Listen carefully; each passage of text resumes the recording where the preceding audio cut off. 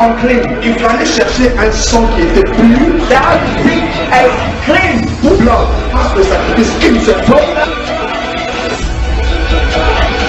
You are killing your way. You are succeeding by strength. La souci de la vie. Strength of life. On se pose avec tout, papier. You are forgetting that everything is well. Tout papier. Everything is well.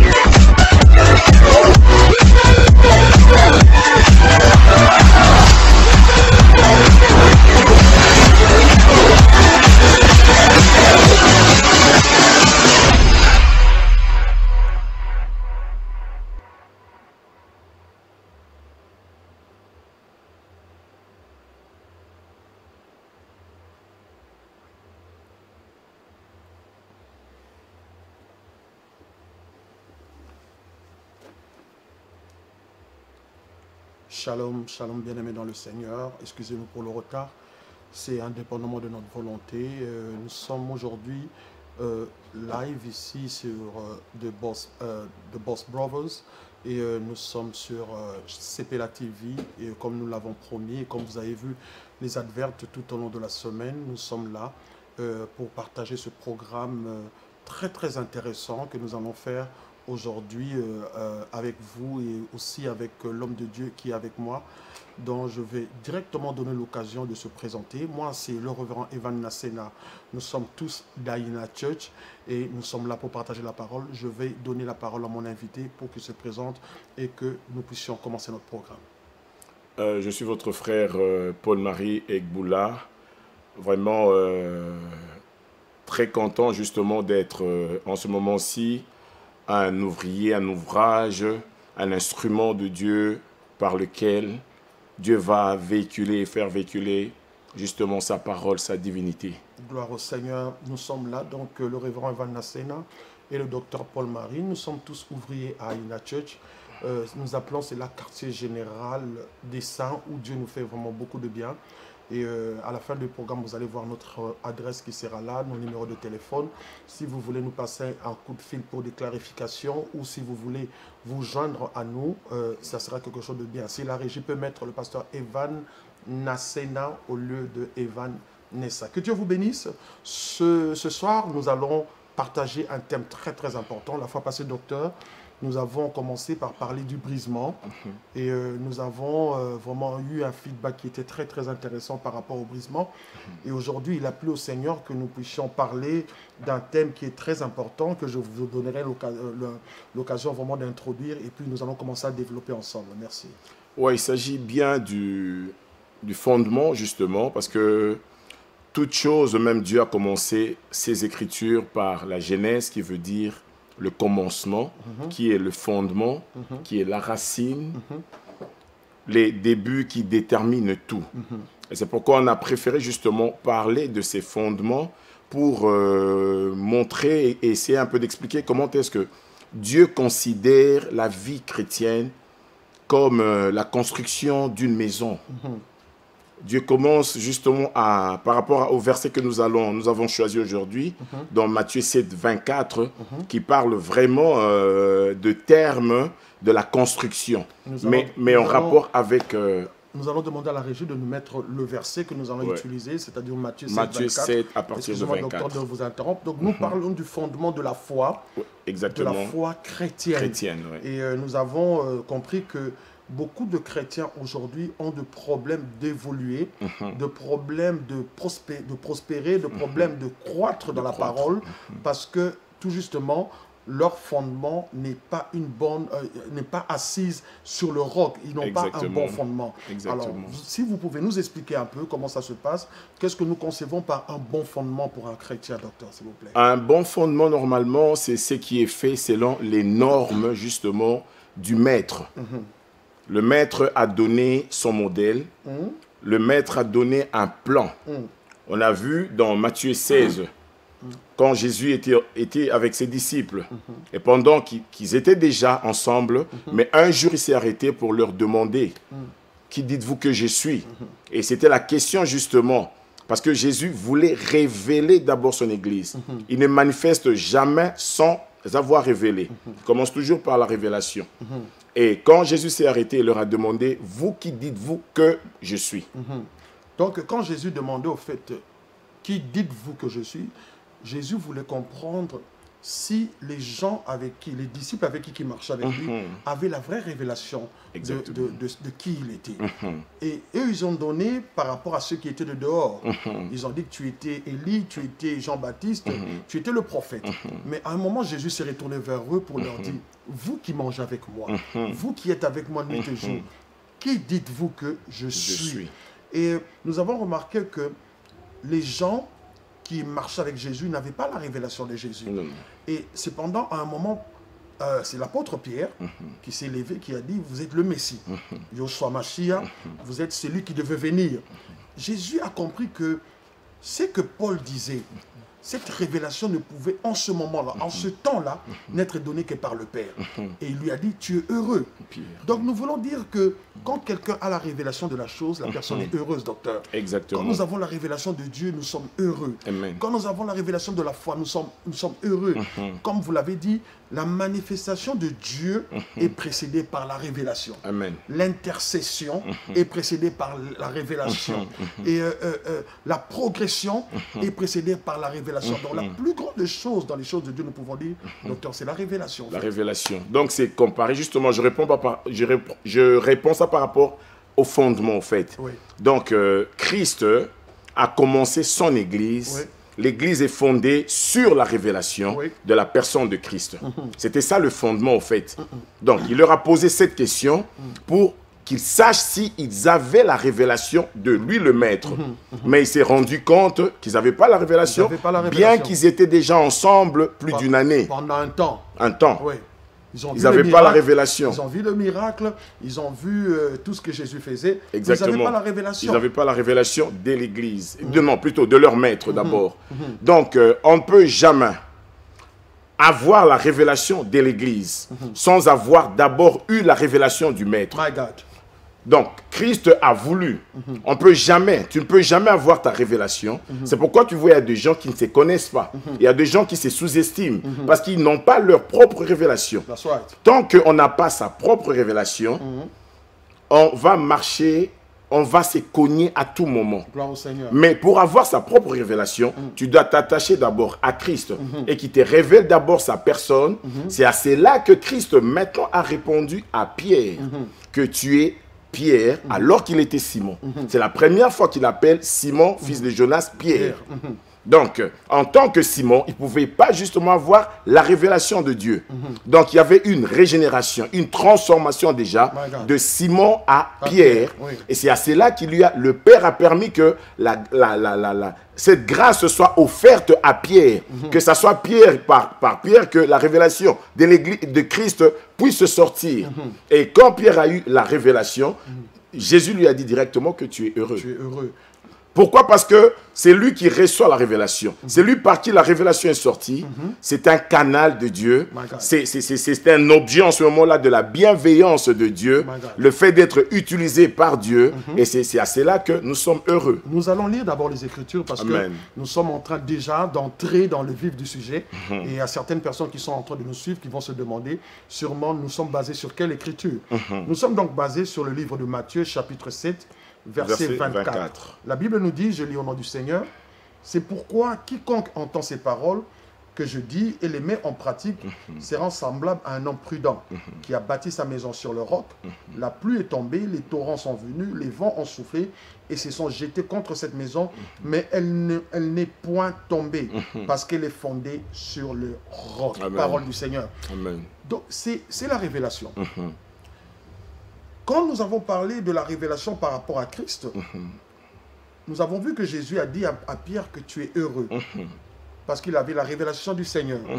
Et nous avons dit aussi que la révélation de Christ te permet d'évoluer avec ce Seigneur-là. Nous pouvons encore compléter pour dire que la révélation du Christ ne peut au fait, prendre place dans nos vies que quand nous avons notre révélation personnelle, comme vous l'avez dit aussi. Exactement. Et notre révélation personnelle est attachée à notre identité. Donc, si tu as la révélation de ton identité au travers de la régénération, au travers de la transformation, au travers de la nouvelle nature que nous avons, automatiquement, la révélation de Christ va prendre effet dans notre vie. Exactement.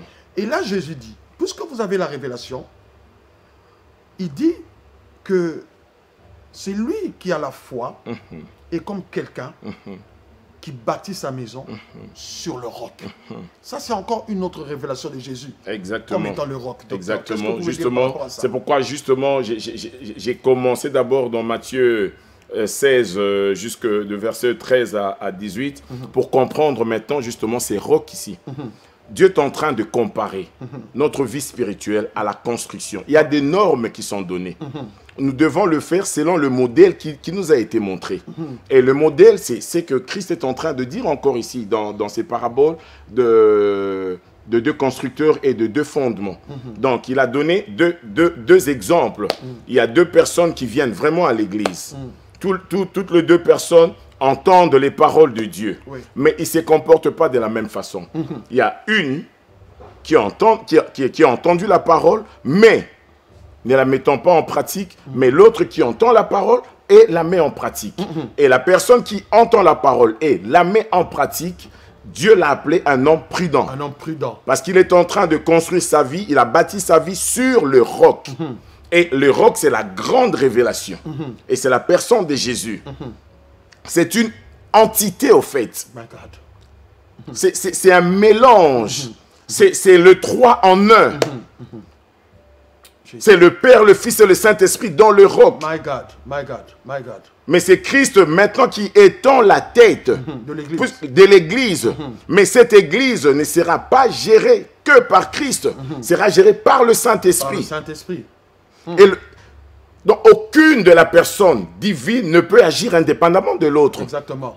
Donc, ils agissent tous les trois en même moment parce que leur accord est permanent. Gloire au Seigneur. Il y a beaucoup de choses qui m'arrivent dans mes pensées là maintenant, docteur. Je voulais déjà commencer à entrer dans le sang pour dire que toutes les trois personnalités de Dieu n'agissent que là où le sang et le sang est vraiment respecté. Exactement. Là où le sang est vraiment accepté. Exactement. Là où le sang est en train d'agir. Mais nous voulons d'abord rentrer, docteur, s'il vous plaît. Je sens qu'il y a beaucoup de choses que nous voulons dire par rapport au sang. Et un homme prudent.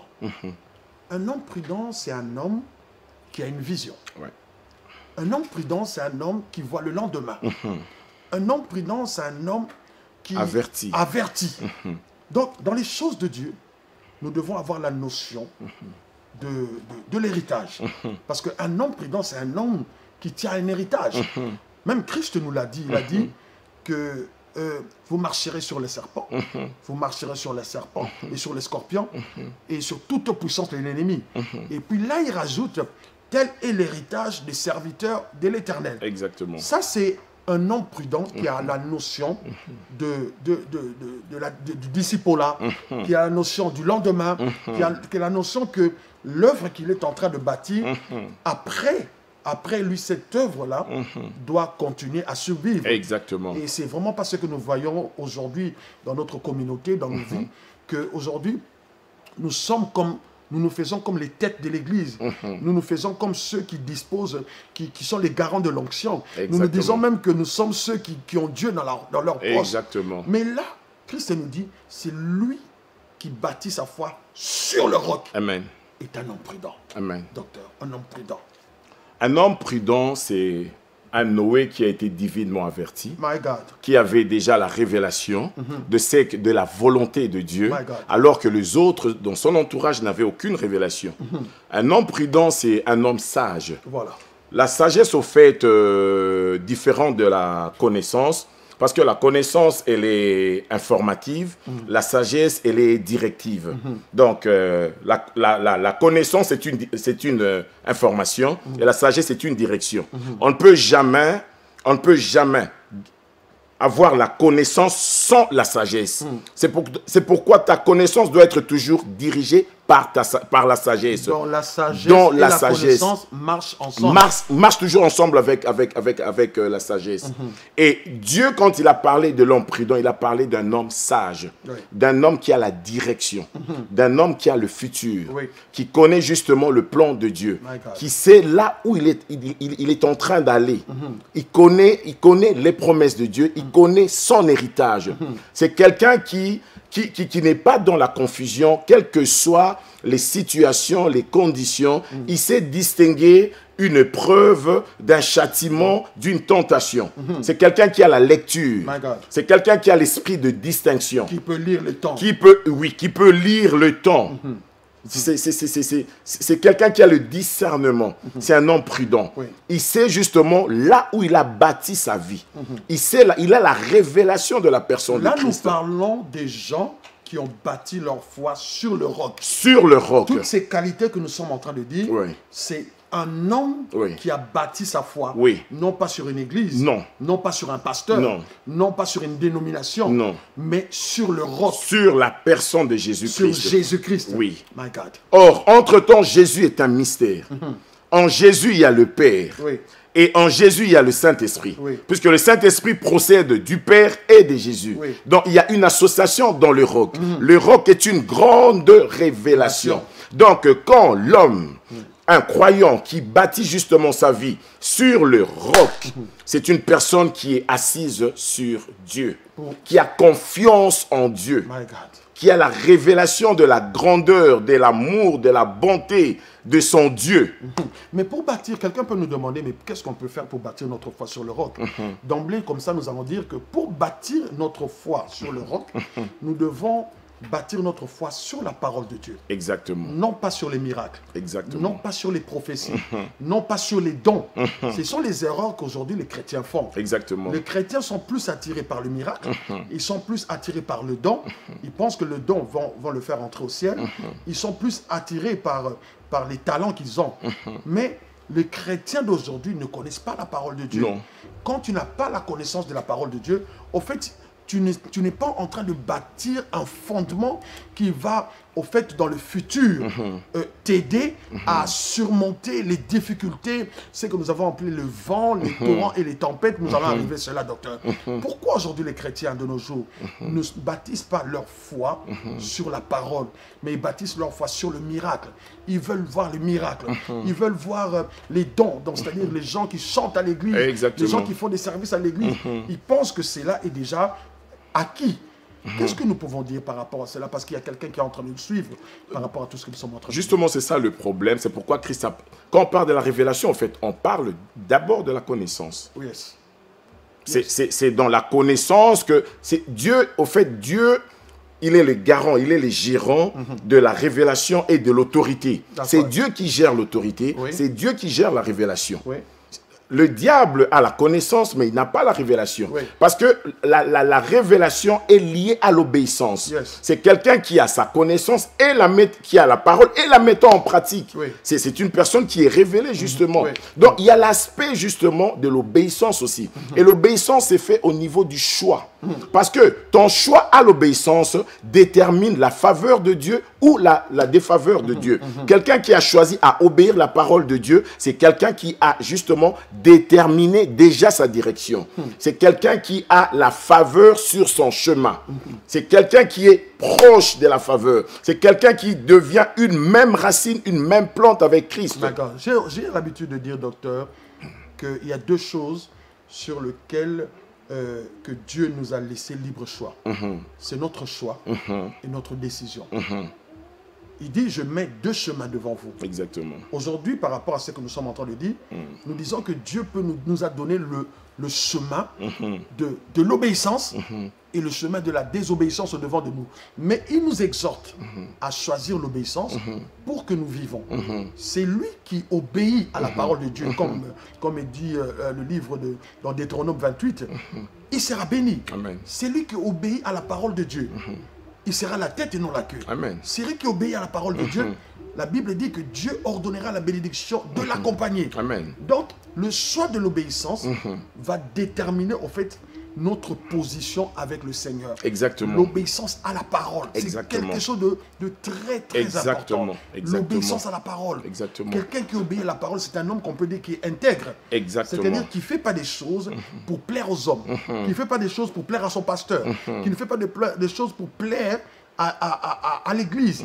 Mais il est chrétien, il est disciple Exactement. à l'église, Exactement. même quand il se retrouve seul. Amen. Docteur, si nous pouvons avancer, parce que c'est un thème qui est très, très important. Exactement. Gloire au Seigneur. Justement, tu as vraiment sorti le mot en liant l'obéissance au discipleship, Yes. au discipolat. Oui. Écoute, la fois passée, je t'ai suivi, tu as dit que c'est vrai, Christ n'a pas parlé de chrétiens. Non, le mot chrétien est un mot païen. Est un mot qui est sorti Des d'Antioche, oui. Ce sont eux qui ont vu justement les gens qui marchaient avec Christ. Et ce sont eux, les gens de l'Antioche, qui appelaient justement les disciples des chrétiens. Oui. Mais Christ il n'a pas donné des normes sur les chrétiens. Christ a parlé de discipleship, de discipolat, qui au fait, le discipolat, c'est le mode de vie que Jésus a mené sur la terre. My God. Le discipolat, c'est le modèle à suivre justement que Jésus a suivi. C'est dans la volonté de Jésus-Christ. Et c'est ça qui a fait l'échec de l'Église aujourd'hui. L'Église, au lieu de commencer par ce qui est priorité, c'est là. Quand Christ a formé ses disciples, c'était la première des choses, la première mission qu'il leur a donnée, qu'il leur a demandé de faire d'abord des disciples. Matthieu chapitre 28, verset 18. Oui, à partir des 18-19. Il leur a ordonné, parce que c'était impératif, c'était un ordre. Et c'est à toi maintenant, croyant, de choisir si tu le veux ou pas. Oui. Le choix maintenant, c'est pourquoi je parle de l'obéissance. Oui. En choisissant l'obéissance, Oui. en choisissant justement à renoncer aux œuvres mortes, en choisissant à porter sa croix, payer le prix, en choisissant justement à suivre Christ, Oui. c'est à cela qui détermine justement ta vie spirituelle excellente ou médiocre. Oui, donc Christ nous a demandé de former des disciples. Exactement. La vision de l'Église Exactement. pour Christ n'était pas la vision d'une Église locale. Non. La vision de Christ par rapport à l'Église, c'était une vision universelle. Universel. Exactement. Donc, la vision universelle nous demande de former des disciples. Exactement. Et quand nous formons des disciples, nous sommes des hommes prudents parce que nous préparons notre lendemain. Nous Exactement. préparons l'avenir. Amen. Si Christ n'avait pas formé les 12, aujourd'hui, l'évangile ne serait pas là où Ne nous serait sommes. pas aujourd'hui. justement C'est parce que propagé. Christ a préparé les 12. Amen. Même quand il est parti, ces gens-là ont été impactés par le Saint-Esprit. Et aujourd'hui, ils nous ont aussi donné un fondement, parce que la Bible dit, nous sommes fondés sur le fondement des apôtres, et donc Jésus-Christ est le Amen. prophète, et Jésus-Christ est la pierre angulaire. Amen. Donc, ils ont mis en pratique ce qu'ils ont appris de Christ. Alors, si nous voulons avancer, la Bible nous dit, est comme un homme prudent. Nous lisons. C'est pourquoi quiconque entend ces paroles que Oui. je dis Oui, et les met en pratique Oui. sera semblable à un homme prudent qui a bâti sa maison sur le roc. je retiens ce que tu as dit. Le choix d'accepter et de mettre en pratique. Aujourd'hui, gloire soit rendue à l'Éternel, c'est le travail que le Saint-Esprit fait à l'Église. Parce que la Bible dit que le Saint-Esprit est là pour nous convaincre. Amen. Il est là pour parler de Dieu. Mais l'homme a toujours sa part. La part d'accepter ce que le Saint-Esprit est en train de lui demander de faire. Amen. C'est le travail de la régénération. Amen. Ou de refuser. C'est pourquoi il a donné cette parabole. Il a demandé à Jérémie, va dans la maison du potier. Va dans la maison du potier. Et Jérémie a vu le potier qui était en train de donner la forme à la pâte. Le travail du Saint-Esprit. Et ce qui est important, c'est que la forme que le potier voulait donner, seul le potier avait cette forme-là dans la tête. Exactement. Jérémie avait vu le travail, Exactement. mais Jérémie n'avait pas vu la forme, le modèle que le potier voulait donner à ce vase-là. Dieu a un modèle pour l'Église. Amen. Dieu a un modèle pour ses enfants. Amen. Maintenant, c'est le travail que nous devons faire, c'est d'accepter, Exactement. de mettre en pratique Exactement. la parole de Dieu. Amen. Quand nous mettons la parole de Dieu en pratique, nous sommes en train de faire ce qu'on appelle une mutation. Parce que dans la parole, il y a la vie. Amen. Dans la vie, il y a la lumière. Quand nous recevons cette parole en nous, non seulement elle nous communique la vie, mais la parole est en train d'éclairer les zones d'ombre Amen. Amen. de nos vies. Amen. Amen. Quand nous commençons à mettre en pratique cette parole, nous sommes en train d'éclairer, Amen. d'accepter la Amen. lumière. Amen. La lumière que le Saint-Esprit nous donne Amen. dans notre vie. Et le domaine que le Saint-Esprit éclaire le plus dans notre vie, c'est le domaine de notre vieille nature. Amen. Donc, notre vieille nature, quand la mutation doit se faire, nous devons quitter notre vieille nature. Il y a quelque chose de très important que je voulais que tu dises, docteur. Amen. Amen. Parce que par rapport à la vieille nature, Amen. et nous avons dit que la vieille nature nous poursuit Amen. tous les jours. Amen. Docteur, est-ce que tu peux dire quelque chose par rapport à cela? Tu as touché le point. En revenant sur la personne de Jésus, Oui, en parlant du plan de Jésus, oui, quiconque qui a posé sa foi sur le roc, oui, c'est quelqu'un qui a accepté justement que Jésus commence maintenant le travail dans sa vie. that's right. Et le premier travail, la foi précède par rapport au baptême. Or, le baptême dont je vais parler maintenant, c'est la mort, c'est la crucifixion. Oui, oui, Le chrétien croit d'abord. En croyant, il est sauvé. Il a bâti sa vie sur le roc. oui, Mais l'église de Jésus-Christ, oui, l'église de Jésus, pas l'église. Nous parlons de l'église. Jésus a dit, tu es Pierre, sur ces rocs, je bâtirai mon église. Oui. Nous parlons de l'église de Jésus-Christ, Oui. qui est bâtie d'abord sur la révélation. Oui. Et après la parole, tu es Pierre, Oui. sur ces rocs, je bâtirai mon église. C'est la communion. oui, Dieu veut que nous commencions avec la révélation d'abord, Oui. et la révélation sera progressive que quand nous sommes dans la communion. Oui. Puisque Christ va quitter justement, après avoir manifesté son amour sur la croix, Oui. il va quitter la terre pour retourner dans les cieux. Et il a dit une phrase dans Jean 16, 7, il vous est avantageux que je m'en aille. Oui. Parce qu'il voulait laisser maintenant l'église entre les mains du Saint-Esprit. Oui. Mais le premier travail, c'est la régénération. Je parle maintenant du Jean-Baptiste, qui a précédé Jésus, qui a anticipé. C'est pourquoi on l'a appelé précurseur. Oui. Pourquoi? Parce qu'il était déjà, dès sa naissance, Dieu a mis une mission qu'il devait faire la part de l'homme. C'est que l'homme, c'est que le croyant doit faire. Parce que ce n'est pas à Dieu de faire le travail de la repentance. Dieu l'a représenté par Jean. Oui. C'est Jean qui a précédé Jésus en parlant d'abord de la repentance, et Jésus est venu aussi en commençant par la repentance. Oui. Dans le premier travail, c'est la repentance. Oui. Dans la foi. Donc, dans la foi, Oui. on ne peut jamais. Le travail du Christ, c'est le dépouillement d'abord pour le revêtement après. Oui. C'est pourquoi nous sommes dans ces versets. Oui. Donc, avant de construire une maison, on commence par les fondations. Oui. Il y a de travaux qui se font. Les fondations sont des travaux qui assurent le fondement. Oui. Avant qu'il y ait le fondement, il y a d'abord les fondations. Oui. Et les fondations, c'est Jean-Baptiste. Oui. C'est celui qui a dit aux gens, Oui. répentez-vous, aplanissez les sentiers du Seigneur. Oui. Donc, il faut vous préparer les chemins du Seigneur. Oui. On doit d'abord se préparer Oui. en s'éloignant justement de la chair. Oui. Oui. En renonçant aux œuvres mortes.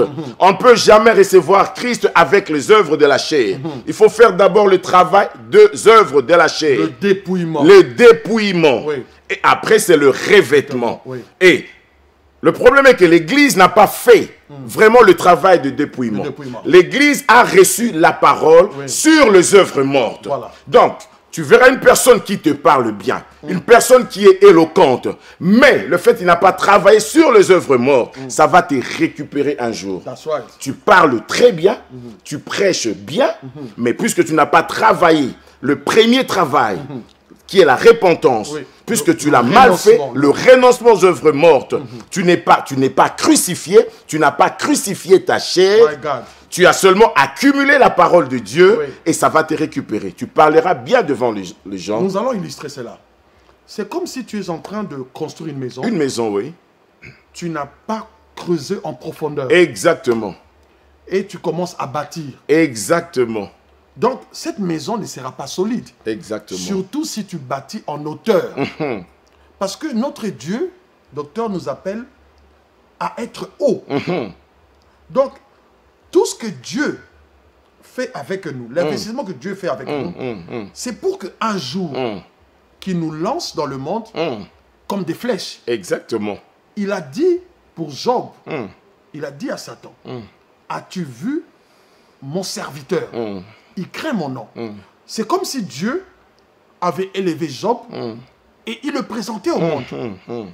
C'est que Dieu disait par rapport à Job, Dieu était sûr du fondement de Job. Amen. Dieu était sûr de l'intimité de Job. Dieu était sûr de la communion de Job. Amen. Et tu as dit quelque chose d'important. Que dans la communion, nous avons la révélation.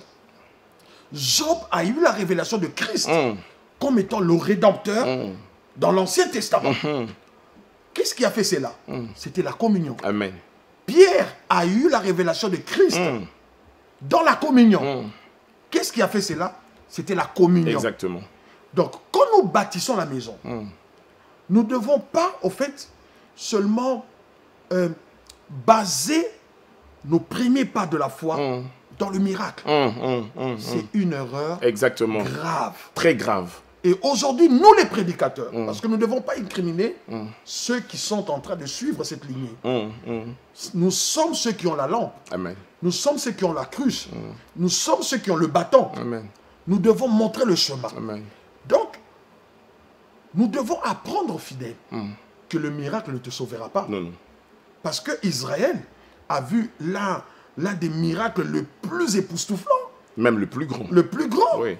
Ils ont traversé la mer Rouge à pied sec. Amen. Mais quand ils sont arrivés de l'autre côté de la mer Rouge, Israël commençait à regretter l'Égypte. Amen. C'est-à-dire que le miracle n'avait pas changé leur mentalité, Non, docteur. non. Donc, la mutation ne se fait pas par le miracle. Non. La mutation se fait par la parole, docteur. Exactement, exactement. Si le miracle délivrait, les enfants d'Israël seraient délivrés justement en Égypte. My God. Le miracle ne te délivre jamais. Le miracle, c'est juste une démonstration de la puissance de Dieu. Oui.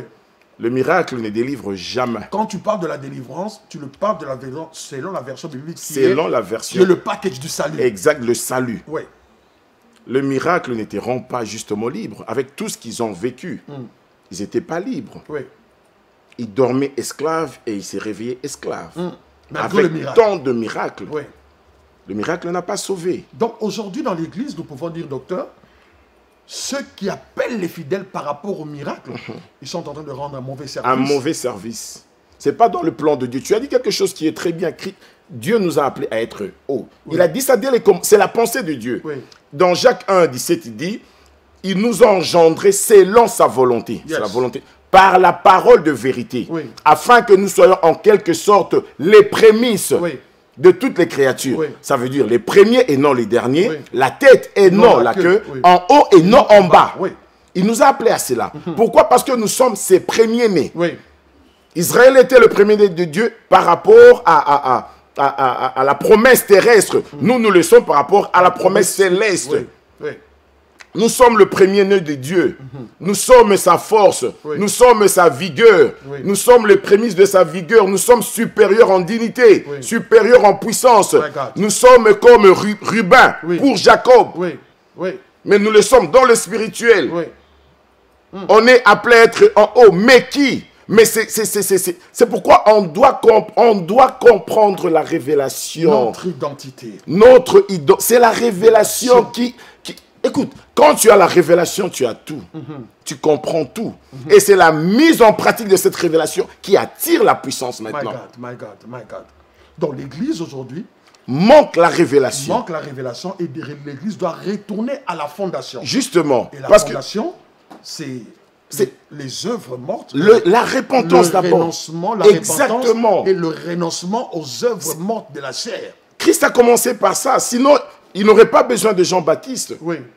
Christ a commencé par ça. En fait, le vrai fondement, normalement, c'est la repentance. Oui. Parce que ça commence par la repentance. Il y a un travail. J'aime bien la façon dont Luc 6, 46 le dit. Oui. C'est le même verset qu'avec Matthieu 7, 24. Dans Luc 6, 46, il a bien illustré. J'ai lu au nom de Jésus-Christ. Amen. Luc 6, 46. 46. Pourquoi m'appelez-vous Seigneur, Seigneur, et ne faites-vous pas ce que je dis? Je vous montrerai à qui est semblable tout homme qui vient à moi, entend mes paroles et les met en pratique. Il est semblable à un homme qui, bâtissant sa maison, a creusé. Profondément. Profondément. My God. Profondément. My God. Profond, la crucifixion de la chair. Cabro Santa Bayakoba. Il y a le principe, la hauteur dépend de la profondeur. That's right. Plus tu entres dans la profondeur, plus tu seras dans la hauteur. Yes. Il s'est dépouillé en prenant une forme de serviteur, en devenant semblable aux hommes. Oui. Il a paru comme un homme. Mais il était Dieu. Il s'est rendu obéissant My God. jusqu'à la mort, même jusqu'à la mort de la croix. C'est pourquoi aussi Dieu l'a souverainement élevé. C'est un principe. Oui. Pour être haut, tu dois descendre bas. Oui. Il faut creuser. Il faut creuser. Creuser encore. La crucifixion. Creuser profondément. Plus tu es crucifié dans la chair, plus tu seras dans la hauteur. Donc, pour que Dieu t'utilise, Exactement. il faut que tu dois renoncer aux œuvres mortes. Il y a un travail, Tu dois pasteur. crucifier la chair. Exactement. Mais comme Le vous- plus grand problème, c'est la chair. Oui, oui, oui. C'est pas le diable. Non. On n'a pas travaillé. Tant que tu n'as pas travaillé sur ta chair, Oui. tu vas attribuer tout ce qui est mal au diable par manque de Nous avons connaissance. la fois passée discuté, parler de ces choses. Exactement. On est arrivé à comprendre même, docteur, que la chair est plus efficace que les démons. Exactement. La chair Plus dangereuse. Plus dangereuse Oui. et plus rapide que les démons. Exactement. Parce que la chair est attachée à l'âme. Et La exactement. chair Oui. marche avec l'esprit. Amen. Donc, si notre chair nous poursuit et que notre chair nous atteint, l'âme est abattue et l'esprit ne sera plus disposé. Exactement. Donc, nous devons faire un travail de crucifier la chair et ses œuvres. Et ses œuvres. My God, Mais my le God. travail de la chair est plus lié Oui. au sang de Jésus maintenant. Bras cassés. Yes, Lord. C'est le sang. Écoute, quand ils utilisaient encore le sang de taureau et de bouc, Oui. c'était juste une représentation Oui. de ce que Jésus viendrait faire plus tard. Exactement, exactement. C'était juste une prévision. Oui, oui. La rédemption n'était pas encore parfaite. Non. La révélation n'était pas encore parfaite. Non. Donc, les offrandes lévitiques de l'Ancienne Alliance couvraient le péché d'Israël que par anticipation jusqu'à ce que le sang de Jésus-Christ viendrait justement, Jésus viendrait manifester son amour sur la croix et que le Père était satisfait. Il a amené une approbation au sacrifice de Jésus et Jésus a obtenu une rédemption éternelle Et parfaite. et parfaite. My God. C'est le sang de Jésus qui a plu au cœur du Père. Oui, oui. Et c'est à partir de cela, Hébreux 9, 13, 14 nous le dit, et compare aussi. Il dit, si le sang de taureau, le sang de bouc et la cendre d'une vache qu'on répandait sur ceux qui sont souillés pouvaient sanctifier et procurer la pureté de la chair pour eux, à combien plus le sang de Christ par l'Esprit éternel My God. sanctifiera-t-il notre conscience My God. des œuvres mortes afin que nous servions un Dieu vivant. Yes, Lord. Donc, dans nous, en nous, il y a toujours des œuvres mortes. C'est pourquoi toute notre vie en tant que chrétiens, nous devons comprendre la Pâque. Nous devons, par le Saint-Esprit, appliquer le sang de Jésus dans notre vie tous les jours. Tous les jours. La Bible dit, manifesté par un esprit éternel. Yes, yes. Donc, c'est le travail. Jésus n'est plus là. Oui. C'est l'Esprit maintenant qui a rendu efficace. C'est le Saint-Esprit qui a tout fait. Qui a tout fait. On n'a pas la révélation du Saint-Esprit. Non, non. C'est le Saint-Esprit qui a fait ses œuvres en Christ. En Jésus-Christ, le Saint-Esprit. Oui. Par le Saint-Esprit, Jésus a été miraculeusement conçu. Par le Saint-Esprit, Jésus a été oint. Par le Saint-Esprit, Jésus a été offert en sacrifice. Par le Saint-Esprit, Jésus a été conduit dans le désert pour qu'il soit tenté. Par le Saint-Esprit, Jésus a été crucifié, a été justement crucifié par le Saint-Esprit. Nous avons dit, docteur, Saint-Esprit, Saint-Esprit, le Saint-Esprit. Saint-Esprit, c'est le Dieu exécutif. Exactement. Le Saint-Esprit, ce n'est pas le Dieu qui... Le Père est venu, le Fils est venu, mais le Saint-Esprit, c'est l'exécution de l'alliance que Jésus avait en fait remis ensemble. Amen. Le Saint-Esprit, c'est l'exécution de l'amour de Dieu à la création. Donc le Saint-Esprit... C'est la puissance d'action. La puissance d'action. Et la puissance d'action ne peut être effective que quand le sang est honoré. On doit avoir la révélation du sang. My God. Manifestée par le Saint-Esprit maintenant. Quand le sang est honoré, tout a déclenché que quand le sang, juste une goutte de sang de Jésus a déclenché, comme le Saint-Esprit mouvait au début, dans l'œuvre de la création, il s'est mouvé au-dessus des eaux. Quand Jésus a satisfait le cœur du Père et que le Père a amené une approbation qui est la résurrection, le Saint-Esprit a commencé à mouvoir. Il attendait. Il attendait maintenant que le sang justement et la parole puissent entrer en action. Tu as dit quelque chose de très important. Pourquoi j'ai utilisé le terme que le sang devait être honoré? C'est parce que le sang dans l'Ancien Testament ne faisait qu'apaiser la colère de Dieu. Amen. Mais le sang, en fait, n'était pas honoré. Quand nous allons dans la révélation de Jean à l'île de Patmos, quand il a vu un livre qui était fermé de dedans et de dehors, Jean a commencé à pleurer parce qu'il n'y avait pas de solution. Il n'y avait pas de rédemption. Il n'y avait pas de miracle. Amen. Il n'y avait pas de salut. Mais l'ange lui a dit, Jean, ne pleure pas. Voici l'agneau de Dieu. Ce n'est pas l'agneau d'un homme. Et nous voulons encore insister que dans l'Ancien Testament, quand on parlait de l'agneau, on devait prendre l'agneau, choisir déjà l'agneau et le garder pendant 10 jours. Donc l'agneau qui devait être immolé, on connaissait, c'était un agneau qui était sans tache. C'était un agneau qui n'avait pas de problème. On le gardait déjà. Dans la préscience et dans l'amour de Dieu, dans l'esprit de sacrifice de Dieu, Dieu savait qu'il y avait déjà un agneau qui était immolé ou qui devait être immolé. Amen. Amen. Les 10 jours, la Bible dit que un jour dans les parvis du Seigneur, c'est comme 1000 ans. Donc les 10 jours qu'on gardait l'agneau dans l'Ancien Testament pour l'immoler, c'est exactement le temps que Dieu avait demandé à chercher qui pouvait sauver l'humanité. Et Christ a dit, mais voici. Amen. Amen. C'est là que Jean a dit, qu'on lui a dit, voici l'agneau de Dieu. C'est l'agneau qui avait déjà été préparé. Il avait déjà été préparé dans la présence de Dieu. Et l'ange lui a dit, ne pleure pas, voici l'agneau qui ôte. Il ne couvre pas. Il ne couvre pas. Oui. Mais il ôte. Quand nous parlons de ôter, nous rentrons maintenant dans la fondation. Amen. Amen. On dit creuser. Creuser. Creuser encore. Amen. Et on ne dit pas encore mettez la pierre. Non, non. Le travail d'abord, c'est de creuser. Par le Saint-Esprit. Dieu est en train de creuser notre vraie nature. Amen. Amen. Amen. La nature humaine est en train de tomber et la nature céleste est en train de prendre place. Docteur. Tu sais, c'est ça la transformation. Oui. C'est ça justement le travail. Et quand ce travail est bien fait, le travail de la profondeur est bien fait, les fruits sont palpables. Les fruits sont palpables. Oui, les fruits sont palpables. Oui, ça détermine déjà le fruit. Oui. Ça détermine une approbation de Dieu. My God. C'était ça justement la vie même sur la terre de Jésus. My God. Quand on dit que Jésus, il était Dieu, semblable à Dieu, égal à Dieu, mais il n'a pas considéré sa divinité comme une proie arrachée. Mais il s'est dépouillé. C'est ça le travail. Il s'est dépouillé. Il s'est humilié. Il s'est rendu obéissant jusqu'à la mort, même jusqu'à la mort à la croix. On a parlé aussi de quand j'ai parlé sur allons jusqu'au Jourdain, Oui. D'une ville à l'autre, Élie, il a quitté Gilgal, Oui. il a quitté Bethel, Oui. il a quitté Jéricho, Oui. jusqu'à ce qu'il arrive à la destination qui était Jourdain. Oui. Donc, c'est la crucifixion de la chair. Oui. Il sortait justement jusqu'à ce que tu arrives au lieu. Oui. C'est ce que j'avais dit la fois passée.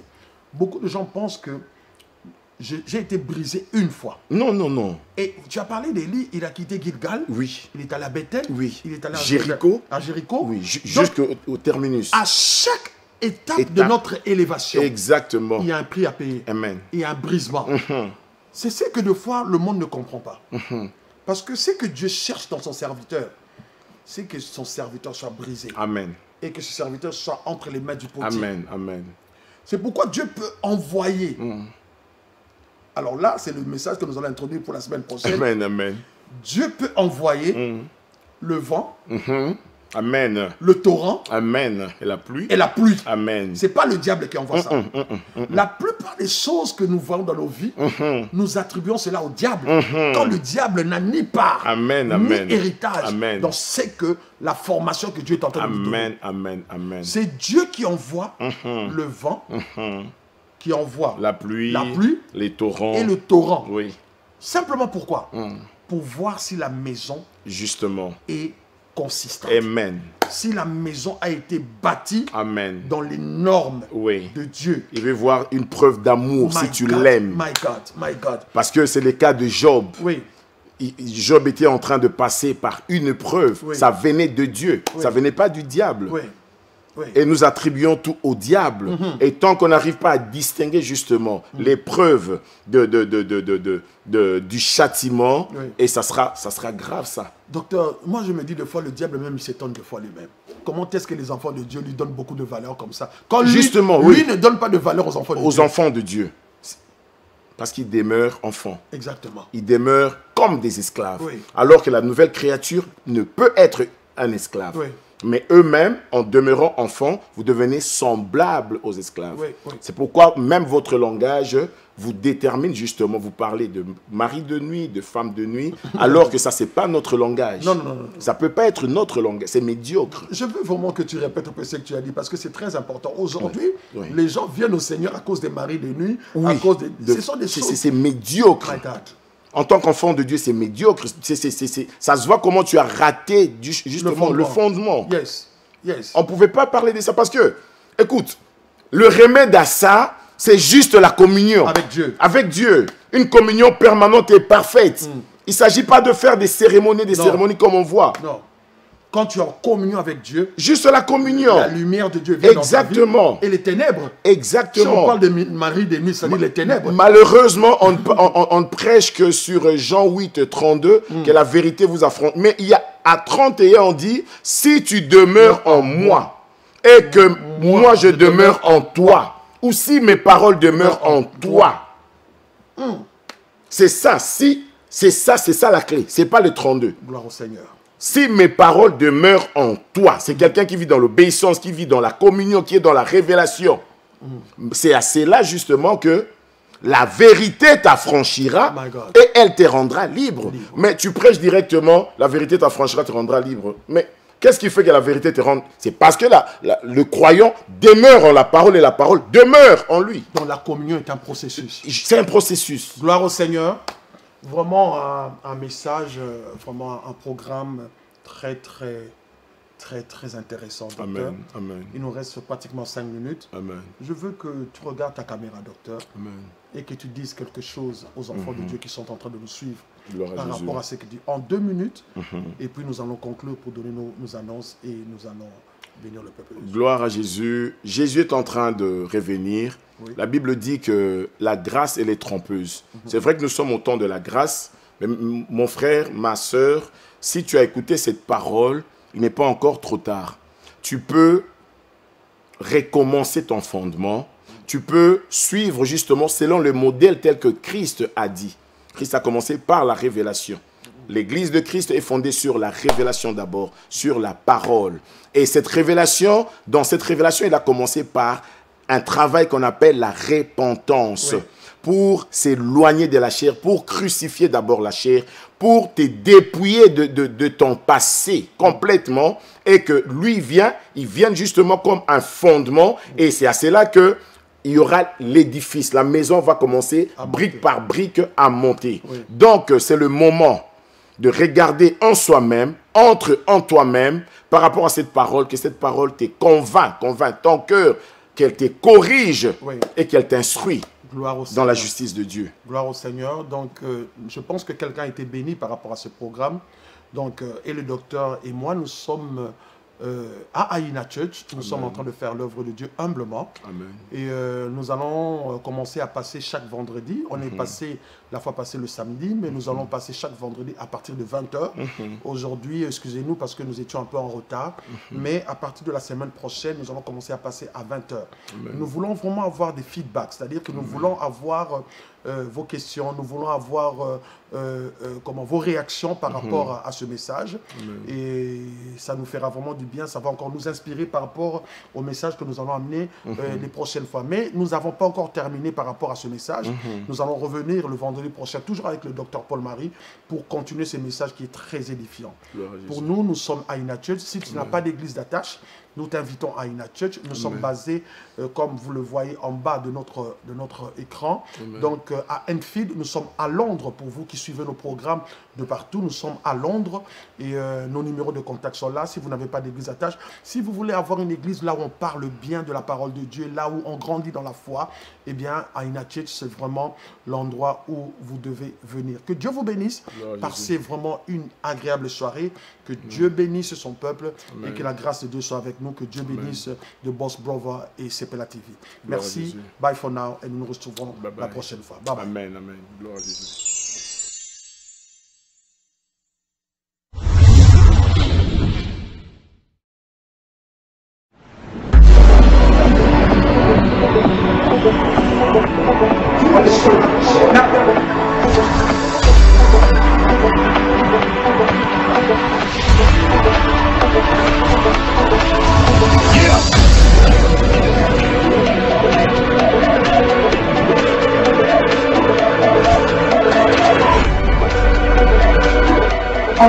Il fallait chercher un sang qui était pur.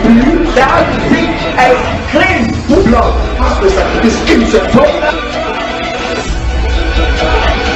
You are killing your wife. You are associated by life. Associated de la vie. Life of life. On se pose avec tout, papier. You are forgetting that everything is well. Everything is well.